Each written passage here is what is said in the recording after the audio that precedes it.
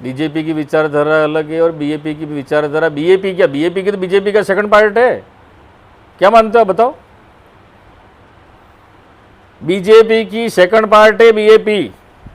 कभी मोदी जी के साथ फोटो खिंचा रहे हैं, कभी अमित शाह जी के साथ फोटो खिंचा रहे हैं, भजन लाल जी के साथ फोटो खिंचा रहे हैं, किरोड़ी जी के साथ फोटो खिंचा रहे हैं, और यहाँ जनता को कह रहे हैं हम समाज की बात कर रहे हैं, आदिवासी पार्टियों की बात कर रहे हैं।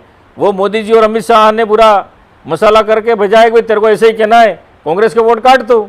और क्या है, समाज की राजनीति कर रहा है, झूठी राजनीति कर रहे हैं भाई, जाति और समाज के नाम झूठी राजनीति कर रहे हैं। इन्होंने कोई भी काम किया तो बता दो। इतने दिन ये कह रहे थे हमारा कोई समाज के बोलने वाला नहीं है, इनके विधानसभा में 4 MLA चले गए, आप दिल्ली चले गए, तो अब क्या बाकी रह गया तुम्हारा? अब तो जनता का काम करो ना, अब 100% आरक्षण दिलाओ। हर बार बीजेपी को समर्थन तो कांग्रेस ही दे रही है। देखो मैं इसके समर्थन में नहीं हूँ भाई, और न रहूँगा। जब से मैंने मतदान देने का अधिकार मुझे मिला है, वोट देने का अधिकार मिला है, और मैंने प्रतिज्ञा ली है, शपथ खाई है कि मैं कांग्रेस के अलावा किसी को वोट नहीं दूंगा, तो मैं तो कांग्रेस को ही वोट देता हूँ। और जिस तरह से इन्होंने गुमराह किया है, आदिवासी समाज को जो गुमराह किया है, और आदिवासी युवाओं को गुमराह किया है। आज युवा 8 बजे बाद पत्थर मार रहा है, डीजे चालू कराने वाले भी यही है, और अब कह रहे हैं कि डीजे बंद करो। डीजे किसने चालू करवाए हैं? रमीला करके डीजे बजाने वाले भी यही है। अब कह रहे हैं कि समाज सुधारो, डीजे बंद करो।